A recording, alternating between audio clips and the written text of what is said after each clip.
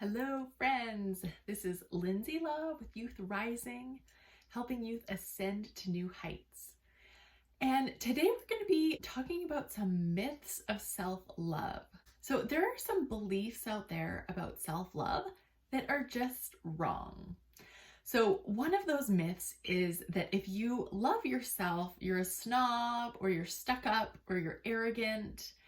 And that is not what self-love is, okay? So when you love yourself, you are in a way better place to be able to love others around you.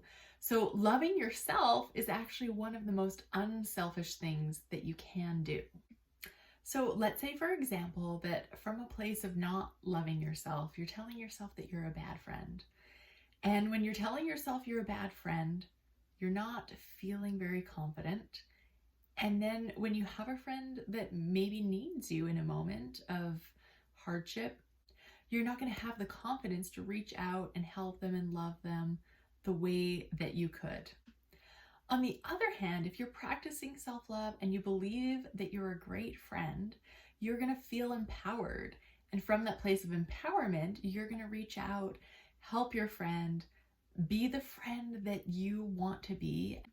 I just want you guys to consider that truly loving yourself actually creates more goodness in the world, and that we really need to question this idea that loving yourself is selfish or snobby or arrogant.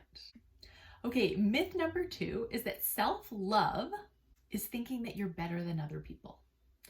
Now, there are people out there that do think they're better than other people, but this is not what self-love is. That is what we call narcissism.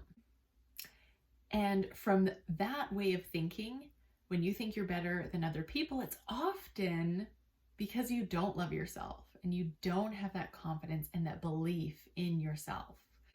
Yeah, so we have to be really careful to not get into this all or none thinking, that if we think that we're amazing, it means that we don't think other people are amazing.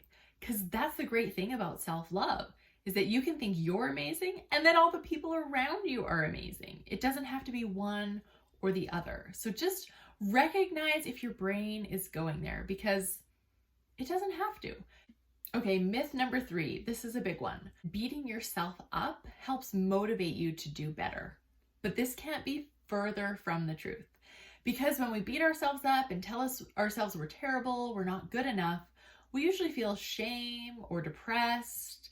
And from that place, we are way less motivated to take those actions that we need to do what we want ourselves to do. So if you can love yourself through your mistakes and love yourself through trying to reach goals and love yourself through failing, that is going to be much more likely to help you get the results you want than if you beat yourself up through all of those experiences.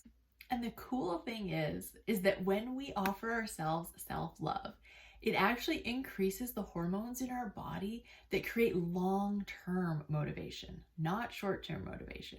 Because I think sometimes people like to argue that, yeah, well, when I beat myself up a bit, then I get moving. But that only works short-term.